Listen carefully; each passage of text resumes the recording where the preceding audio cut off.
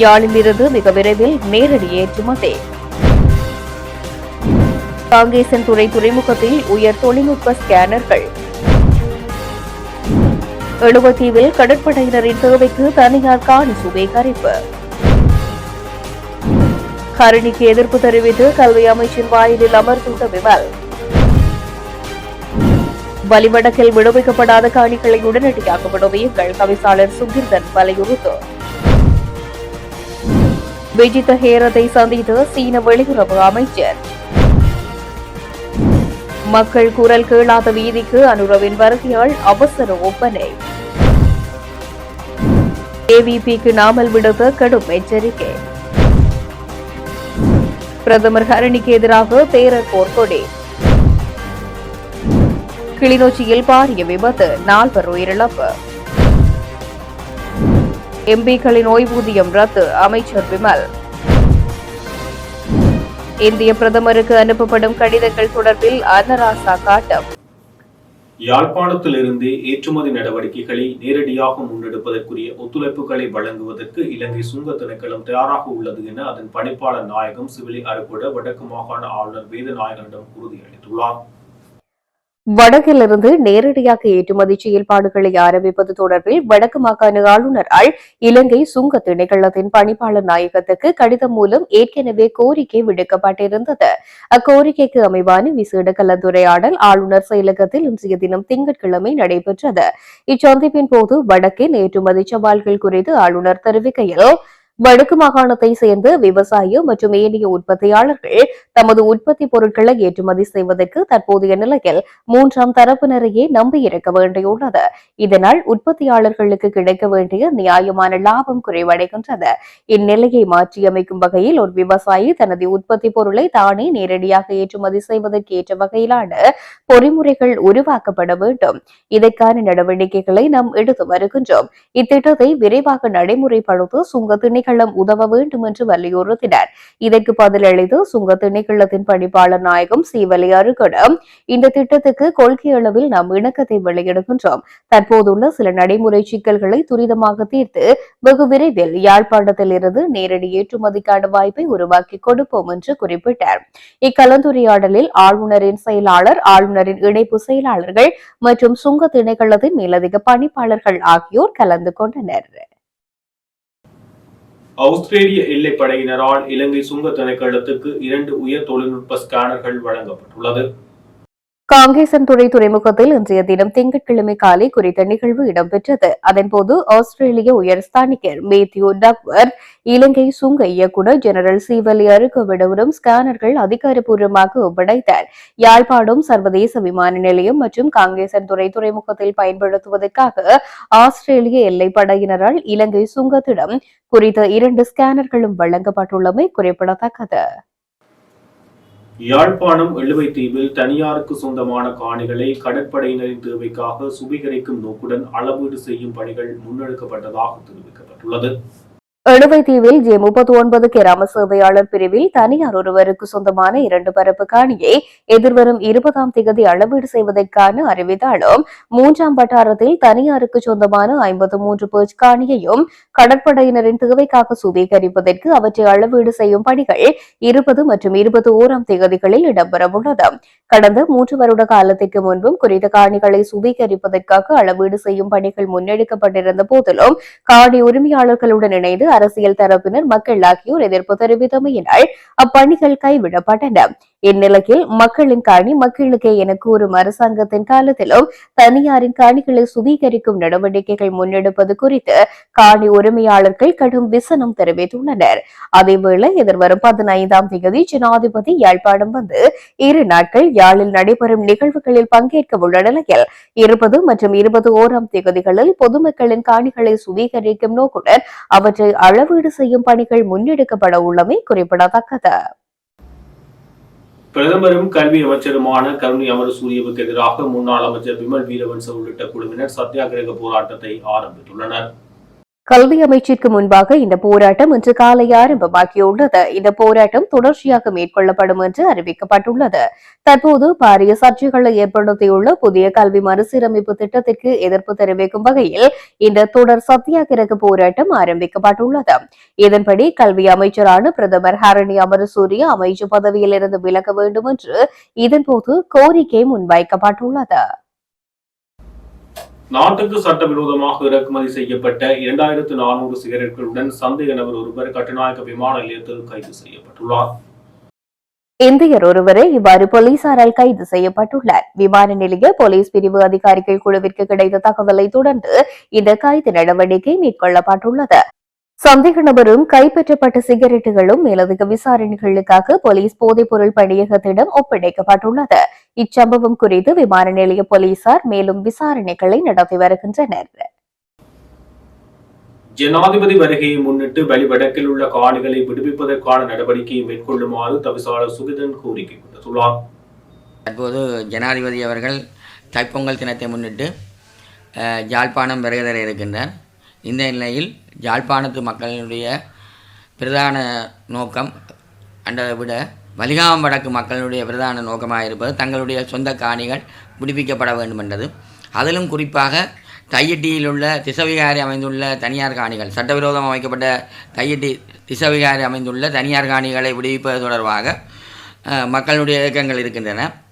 ஏலவே இந்த அரசாங்கம் ஜனாதிபதி வருகை பெறும்போது காணிகள் விடுவிக்கப்படும் என்ற ஒரு செய்திகளை கசியவிட்டு அதன் பிறகு ஜனாதிபதி வந்து சென்ற பின்னர் எந்தவித நடவடிக்கையும் இல்லாததான் இப்பொழுது அவர்களுடைய வளமையான செயற்பாடாக இருக்கிறது. கடந்த முறையும் ஜனாதிபதி வரும்போது காணிகள் விடுவிக்கப்படும் என கூறப்பட்டிருந்தாலும் எந்தவித காணிகளும் விடுவிக்கப்படாத நேரத்தில் இப்பொழுது தையிட்டி விகாரையினுடைய காணிகளுக்கான ஒரு தீர்வு கிடைக்கும் என கூறிக்கொண்டு எந்தவித நடவடிக்கையும் எடுக்காமல் முன்னரே இந்த தையிட்டி விகாரையினுடைய தனியார் காணிகளை விடுவிப்பதற்காக ஒரு நடவடிக்கை மாவட்ட செயலாளர் நூடாக எடுக்கப்படுவதற்கான நடவடிக்கை எடுக்கப்பட்டிருந்தாலும் அந்த காணிகளை பகுதியாக கட்டிடம் அமைக்கப்படாத ஏனைய காணிகளை பகுதியாக அமைப்பதற்கான நடவடிக்கைகள் மேற்கொண்டிருந்தாலும் அந்த பகுதியாக விடுவிப்ப சம்பந்தமாக ஏற்கனவே 2 ஏக்கர் காணிகளை விடுவிப்பதற்காக ஒரு ஒப்பந்தம் ஒன்று வழங்கப்பட்டு அந்த வேலிகள் அமைப்பதற்கான நடவடிக்கை மேற்கொள்ளப்பட்டிருந்தாலும் அந்த ஒப்பந்தங்கள் இன்றைக்கு ரத்து செய்யப்பட்டிருக்கின்றது.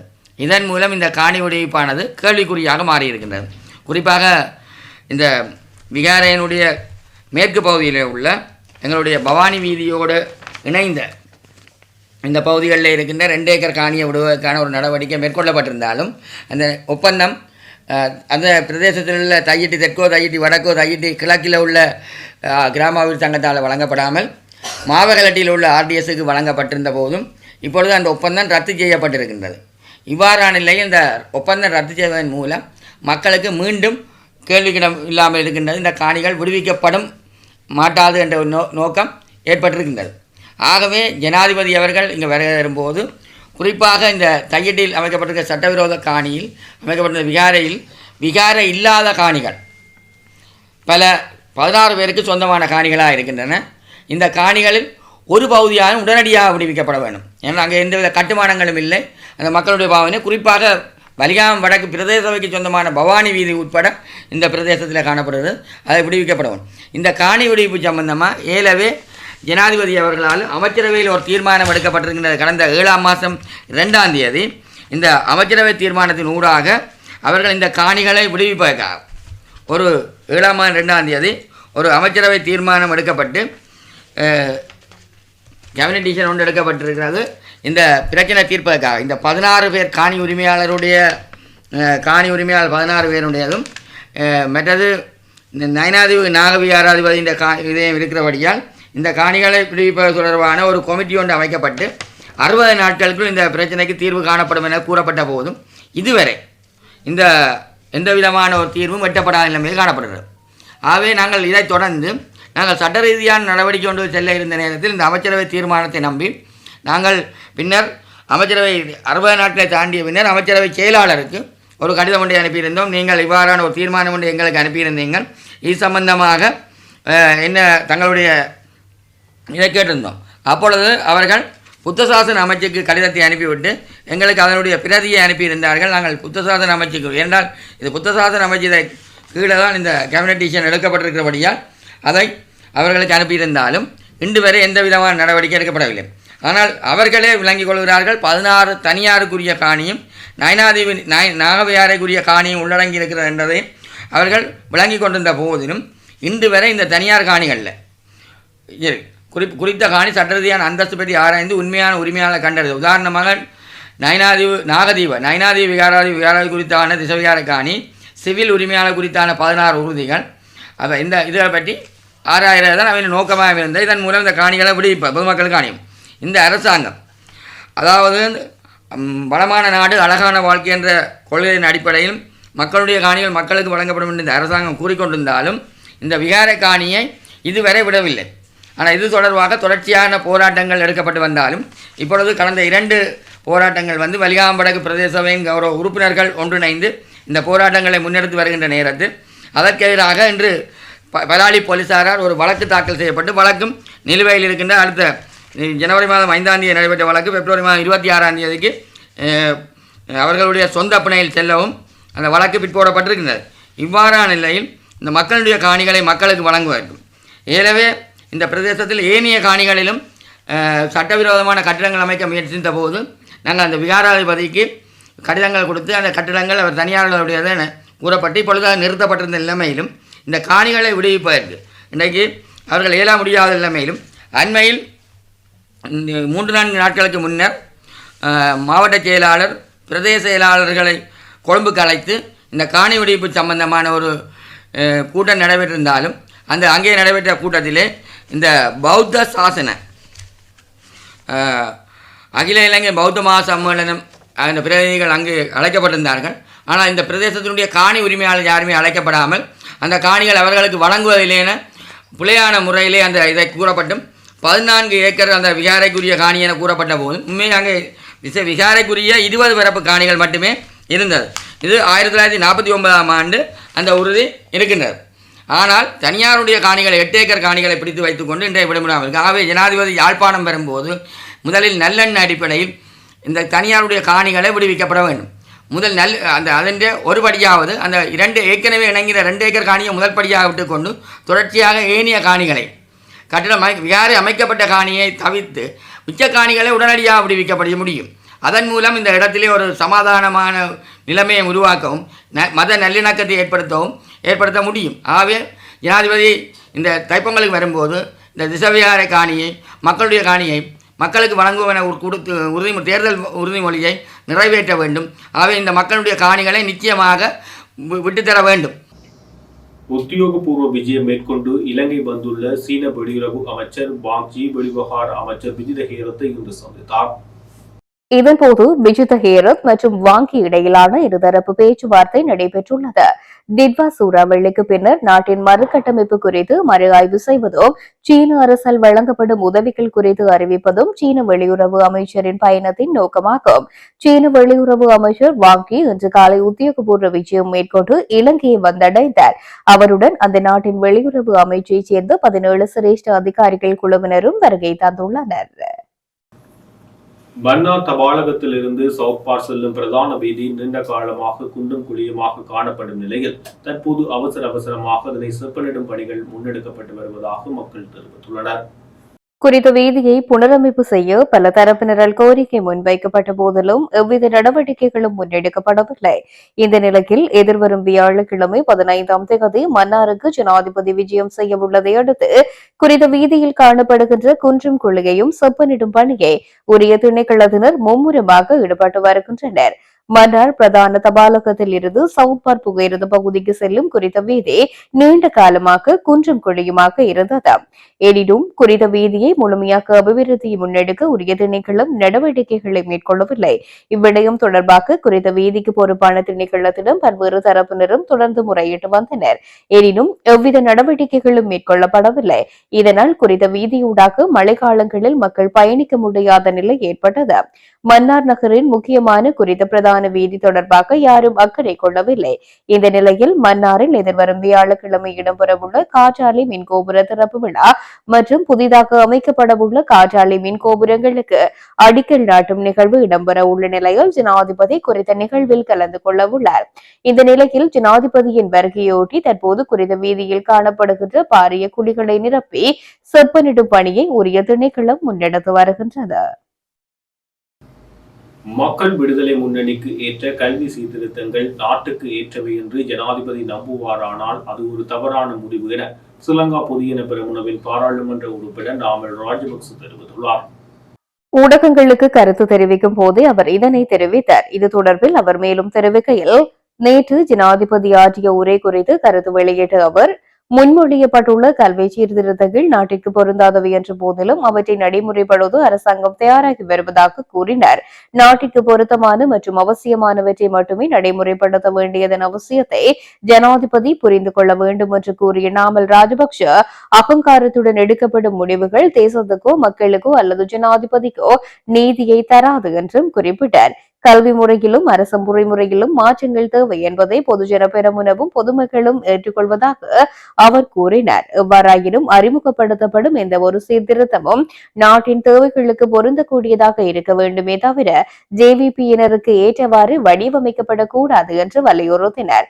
அத்துடன் நாட்டின் மதம் மற்றும் கலாச்சாரத்தில் தலையிட வேண்டாம் என்றும் நாமல் ராஜபக்ஷ ஜனாதிபதியிடம் கோரிக்கை விடுத்தார். நாட்டின் கல்வி முறைக்கு ஒவ்வாத சீர்திருத்தங்களை அறிமுகப்படுத்தும் முயற்சிகளுக்கு அரசாங்கமே முழு பொறுப்பேற்க வேண்டும் என்றும் அவர் தெரிவித்தார். தேசத்தை பாதுகாப்பதற்கான தேசிய இயக்கத்தின் தலைவர் வணக்கத்துக்குரிய எல்ஏ குணவன்ச தேரர் பிரதமர் கருணை அமரசூரியவை கல்வி அமைச்சர் பதவியில் இருந்து நீக்கி அமைச்சரவை மறுசீரமைப்பு மேற்கொள்ளப்பட வேண்டும் என ஜனாதிபதிக்கு தகவல் வழங்கியுள்ளார். ஜனாதிபதி அனுரகுமார திசாநாயக்கவுக்கு அனுப்பிய ஒரு செய்தியில், பிரதமரின் தலைமையில் முன்மொழியப்பட்ட ஒருதலைப்பட்ச கல்வி சீர்திருத்தங்கள் தற்போதைய அரசாங்கத்தின் கீழ் நாடு, மக்கள் மற்றும் பௌத்த மதம் கடுமையாக அச்சுறுத்தலை எதிர்கொள்கின்றது என்பதை தேரர் சுட்டிக்காட்டினார். மக்கள் அல்லது நாட்டின் மீது எந்த அக்கறையும் காட்டாத இத்தகைய பலவீனமான அரசாங்கம் தேசத்துக்கும் அதன் குடிமக்களுக்கும் நேரடியாக தீங்கு விளைவிப்பதாக அவர் கூறினார். துறவிகள், பிற மதங்களைச் சேர்ந்த மதகுருமார்கள், ஆசிரியர்கள் அல்லது கல்வி நிபுணர்களிடமிருந்து எந்த கருத்தும் பெறப்படாததால் கல்வி சீர்திருத்தங்களில் வெளிப்படைத்தன்மை இல்லை என்றும் குறிப்பிட்டார். எனவே சீர்திருத்தங்களை அறிமுகப்படுத்துவதற்கு பின்பற்றப்பட்ட நடைமுறைகளை ஆரம்பத்திலிருந்தே குறைபாடுடையது என்றும் செல்லுபடியாகாதது என்றும் அவர் வலியுறுத்தினார். ஒரு துறவியாக தனது வரலாற்று கடமையை நிறைவேற்றுவதாக கூறிய வணக்கத்திற்குரிய எல்ஏ குணவன்ச தேரர் அரசு தலைவராக ஜனாதிபதி அனுரகுமார திசாநாயக்க நாட்டையும் மக்களையும் பௌத்த தர்மத்தையும் இந்த ஆரம்பத்திலிருந்து காப்பாற்ற விரைவாக செயல்படுவார் என்று நம்பிக்கை தெரிவித்தார். பாராளுமன்ற உறுப்பினர்களுக்கான ஓய்வூதிய முறைமையை ரத்து செய்வதற்கான சட்டம் மூலம் அடுத்த 6 வாரங்களுக்குள் நிறைவேற்றப்படும் என அமைச்சர் பிமல் ரத்நாயக்க தெரிவித்துள்ளார். அரசியலை லாபமீட்டும் தொழிலாக பயன்படுத்துவதை தடுப்பதும் பொதுச்சேவையில் நேர்மையை ஊக்குவிப்பதும் இந்த சட்டத்தின் முக்கிய நோக்கமாகும். அத்துடன் கொழும்பில் உள்ள 4 அமைச்சர்களுக்கான உத்தியோகபூர்வ இல்லங்கள் இனி நீதித்துறை சார்ந்த பணிகளுக்காக ஒதுக்கப்பட்டுள்ளது. அரசியல்வாதிகளுக்கான வரப்பிரசாதங்களை குறைத்து மக்கள் நலனை முன்னிலைப்படுத்தும் நோக்கில் இந்த தீர்மானம் எடுக்கப்பட்டுள்ளது.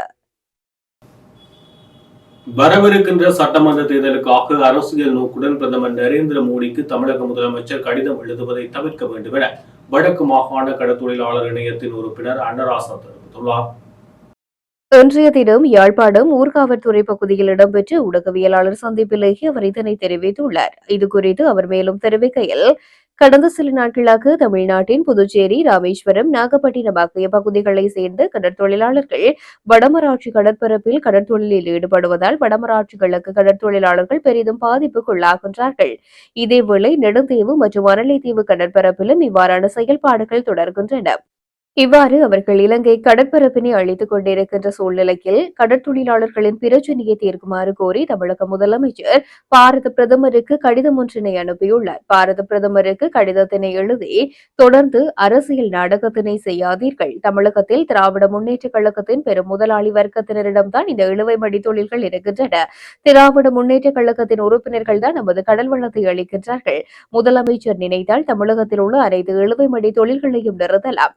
நீங்கள் பிரதமருக்கு கடிதம் எழுதினாலேயே எமது மனம் வேதனை அடைகின்றது. தன்னுடைய அதிகாரத்தின் கீழ் இருக்கின்ற தன்னுடைய கடற்தொழிலாளர்களை 4 வருடங்களாக பதவியில் இருக்கின்ற முதலமைச்சர் கட்டுப்படுத்தாமல் அந்த பிரச்சனையை அரசியலாக்குவது நல்லதல்ல. அவர்களுடைய கடற்தொழிலாளர்கள் எங்களுடைய எல்லைக்குள் வராமல் கட்டுப்படுத்துவதே நல்ல விடயம். அதேபோன்று இலங்கையில் மலையகத்தில் எமது சொந்தங்கள் 200 வருடங்களுக்கு மேலாக பல இன்னல்களை எதிர்நோக்கி வாழ்ந்து கொண்டிருக்கின்றார்கள். அவர்களுடைய நெருக்கடியை தீர்ப்பதற்கு தமிழ்நாட்டு முதலமைச்சர் எந்தவித ஆக்கப்பூர்வமான நடவடிக்கைகளையும் இதுவரை முன்னெடுக்கவில்லை. வரவிருக்கின்ற சட்டமன்ற தேர்தலை அடிப்படையாக கொண்டு பிரதமர் மோடிக்கு கடிதங்களை எழுதி அரசியல் செய்யாதீர்கள். வடக்கு மக்களையும் மலையக மக்களையும் புறந்தள்ளி அரசியலை முன்னே கொண்டு செல்வதை தமிழக முதலமைச்சர் நிறுத்த வேண்டும். முதலமைச்சரை நீங்கள் நினைத்தால் இந்த சட்டவிரோத தொழிலுக்கும் இலங்கை இந்திய கடற்தொழிலாளர்களின் பிரச்சினைக்கும் நாளையே தீர்வினை வழங்க முடியும். வடக்கு தமிழ் கடற்தொழிலாளர்களின் ஆதங்கமும் வலிகளும் உங்களையே சாரும் என்று அவர் குற்றம் சுமத்தியுள்ளார். இதுடன் ஜெஃப்னா கேலரியின் இரவு நேர பிரதான செய்திகள் நிறைவு பெறுகிறது. மேலும் செய்திகளை அறிந்து கொள்ள எமது இணையதள பக்கமான www.jeffnagallery.lk என்ற இணையதளத்துடன் இணைந்திருங்கள்.